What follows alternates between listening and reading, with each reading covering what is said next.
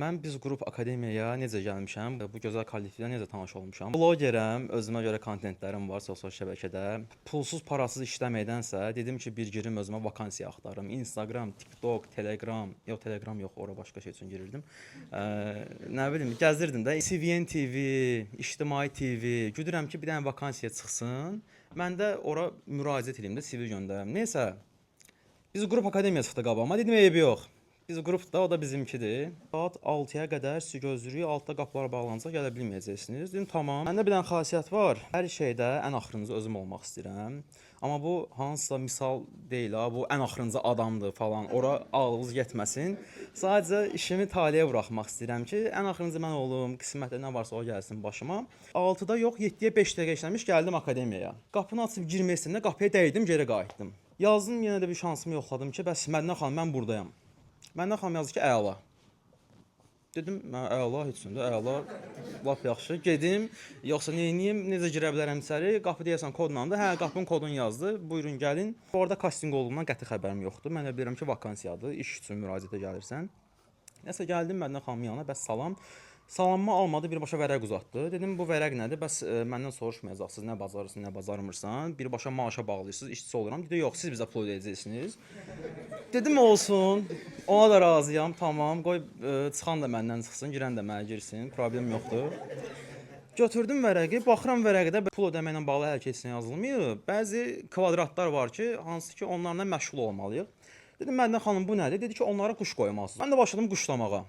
Qabağıma kim çıxır quşlayıram. Aydın mən dedi ki, gəl içəri. Sadiqa baxdım, səhnəyə baxdım. Dedim, səhnəyə çıxmalıyam. Dedi, yox, bayıra çıxmalısan. Dedim, yaxşı, bayıra da çıxaram. Dedi, yox, zarafat edirəm, çıx səhnəyə. Burada belə bir söhbət var imiş ki, istedadına görə hər tələbəyə endirim faizləri verilirmiş. Mən də o ən axırıncı adam söhbəti var idi. Bura ən axırıncı gəldiyim üçün endirim qalmayıb mənə. Hamıya paylayıblar. Birinə 50%, birinə 100%, birinə 30%. Çıxmışam, özümü göstərmişəm. Deyirlər ki, bu uşağa 3-5%-dən nəsə düzəldi, bir 10% verək ki, xala xətri qalmasın. Camal mənə qayıtdı ki, Emin, nə əcəb rejissorluğu seçmisən? Qayıtdım ki, bəs mənim belə bir çox duyğusal bir hekayəm var, Camal abi. Anam o vaxt rejissor olmaq istəyirdi.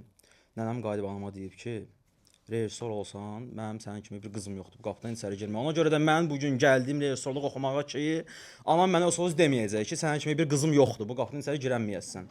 O sözü eşitməyəcəyimi bildiyim üçün gəldim. Xoşu gəlmədi mənim o zarafatımdan. Dedi ki, sənə rejissorluğa endirim vermirəm. İstəmirəm sənin kimi tələbəm olsun. Dedim, yaxşı, eybi yox. Əslində anamın mənim kimi bir oğlu var. O tərəfindən baxdım.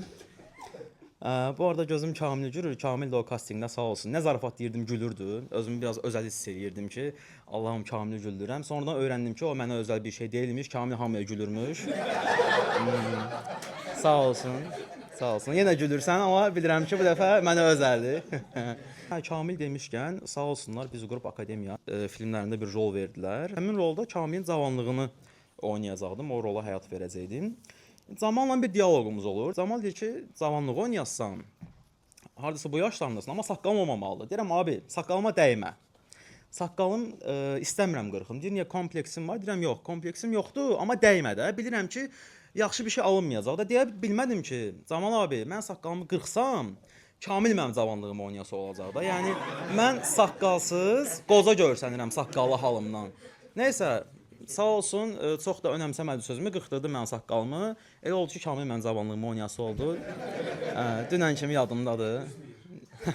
Nə cavanlıqlarımız olub, hə?